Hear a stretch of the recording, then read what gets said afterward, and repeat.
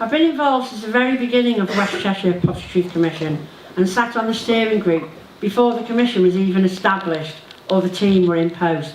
So it's very close to my heart. I've worked all my life, generally in lower paid jobs, and I've often struggled to make ends meet. Following a transition from one job to the next, where wages had been paid from the last job, but nothing was due from the next, I was in crisis financially. Waiting for my universal payment credit to come through was a difficult time, and I was referred to my local food bank. This was a very low point in my life. I decided to get involved with West Cheshire Poverty Truth Commission in order to challenge the negative perceptions of people on benefits. Also, I hope that through the sharing of personal stories, I could help to make a difference. Throughout our 18 months of working together, we've all travelled a long road together. And I'm proud of all of us and what we managed to achieve. I think each one of us can take a lot of positives from this process.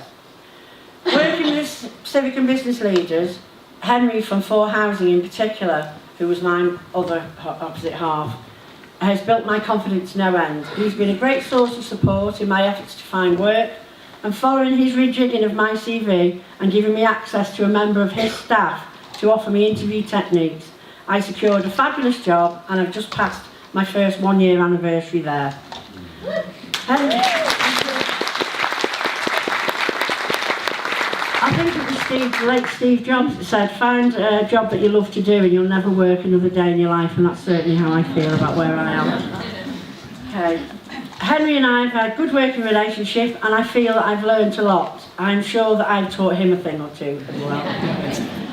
Following on from my involvement locally, I am now working with the National Poverty Truth Network. The network is made up of people with lived experience of poverty from across Great Britain, with the aim of supporting the local PTCs and bringing them together with our common aim. The network will offer support for new and existing commissions. It will connect commissions discovering common themes and add weight at a national level to promote lasting change together. When the first West Cheshire Poverty Truth Commission was launched, we were only the 4th in the country. Now there are at least 16 across Great Britain, all at different stages. We were also the first to be supported and resourced by a local authority, but we are no longer the only one, which on both accounts shows great progress. The first West Cheshire Poverty Truth Commission was chaired by the Lord Lieutenant David Briggs, and I would personally like to thank him for his time and his dedication.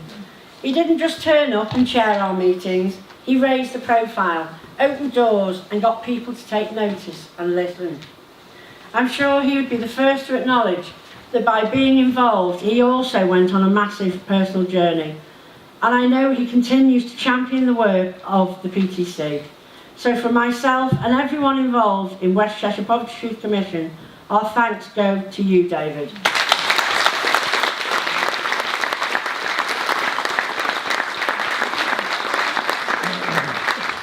The second PTC is yet to decide if they will appoint a chair, but I believe it's one of the first things they will have to agree when they get together over the next few months. We want you now to listen to real people and to think of their daily challenges and what could be done to improve things. Our community inspirers are all local people and they've been working together since last September, getting to know each other, building relationships and trust, and sharing their experiences with one another. They show commitment and passion to make a difference, giving up many hours of their own time to put together their presentations. For most, this is the first time they've done any public speaking or performed to an audience. To kick us off, we've got a short film for you to watch.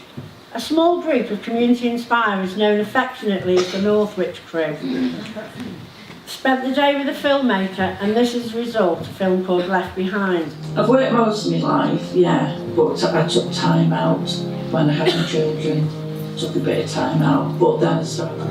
Nearly got arrested in Tesco several times. She used to go like cook the hot chickens and stand in front of the chickens to keep warm.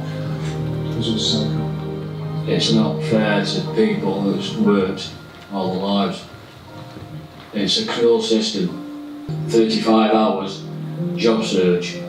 It's like a full-time job, that is, doing that.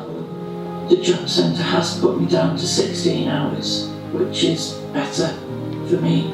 As you can see, I found it hard to do the film. It's an emotional time in my life. But I want to help people to see the way this affects everyone, and I hope I can help people to understand what is happening to a lot of people and the hardships we all face. Even in the short time since making the film, Arnold has now lost his job, and Paul continues to not know how many hours work he will get each week. The next person who is meant to share their story is David, who unfortunately is unable to be with us today as he was taken poorly over Christmas and is still in hospital. We all wish him a very speedy recovery and look forward to welcoming him back very soon.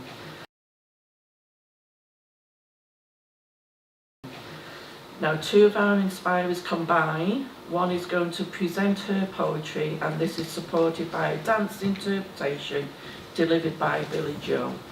This poem is two-sided, showing how damaging the things we say to those dealing with mental health issues are, but also how dangerous it is for those suffering to hide behind a mask. Well done.